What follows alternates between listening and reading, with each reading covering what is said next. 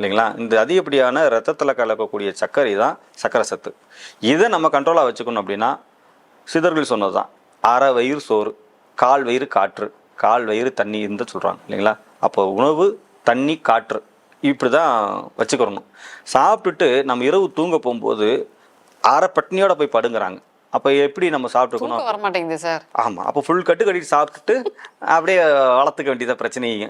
தூக்கம் வர மாட்டேங்குது அப்படிலாம் ஒன்றுமே இல்லைங்க. இன்னொரு விஷயம் என்னென்னா, தமிழர்களுடைய பாரம்பரியமே 2 வேளை சாப்பிட்றது தான். 3 வேளை சாப்பிட்றதே கிடையாது, 2 வேளை சாப்பிட்றது தான். ஆனால் இந்த சுகர் பேஷண்ட்டுக்கெலாம் பார்த்தீங்கன்னா அடிக்கடி பசிச்சுக்கிட்டே இருக்கும். அப்போ இவங்க 3 வேளை சாப்பிட்றதையுமே வந்து சில டாக்டர்லாம் சொல்ல கேட்டிருப்பீங்க, நீங்கள் 3 வேளை ஃபுல் கட்டு கட்டாதீங்க, ஒரு 5 வேளை 6 வேளையா அப்படி பிரிச்சு சாப்பிடுங்க, கொஞ்சம் கொஞ்சமாக சாப்பிடுங்க, கொஞ்சம் கொஞ்சமாக சாப்பிடுங்க, ஃபுல் கட்டு கட்டாமல் பசிக்குதா கொஞ்சம் சாப்பிட்டு வந்துடுங்க அப்படின்னு சொல்கிறாங்க. என்னை கேட்டால் அது பெட்டர் இல்லைங்களா? கொஞ்சம் கொஞ்சமாக சாப்பிட்டுட்டு வயிறை வந்து காலி இல்லாமல் கொஞ்சம் கொஞ்சமாக வச்சுக்கிட்டு பசி எடுத்து சாப்பிடணுங்க. அப்போ தான் அது வந்து அந்த மிஷின் நல்லபடியாக ஒர்க் ஆக போகுதுன்னு அர்த்தம். நம்ம அடுத்து கொடுக்கக்கூடிய உணவை டக்குன்னு செரிமானம் பண்ணுவதற்கான தயாராக இருக்குதுன்னு அர்த்தம். ஆனால் இங்கே என்ன பண்ணிடுவோம்னா, டைம் ஆகிடுச்சு நான் சாப்பிட்ணும் அப்படின்னு, பசிக்குதோ இல்லையோ நம்ம இந்த வாட்சை பார்த்துக்கிட்டு சாப்பிட்டுருக்குறோம். வாட்ச் பார்க்கவே கூடாதுங்க. எனக்கு பசிக்குது அப்படின்னா எந்த டைமாக இருந்தானே போய் கொஞ்சம் சாப்பிட்ற வேண்டியதானே. இது வந்து சாதாரணமாக வீட்டில் இருக்கிறவங்களுக்கோ அல்லது சொந்தமாக தொழில் பண்ணுறவங்க ஏதோ ஒன்றுக்கு கரெக்டு.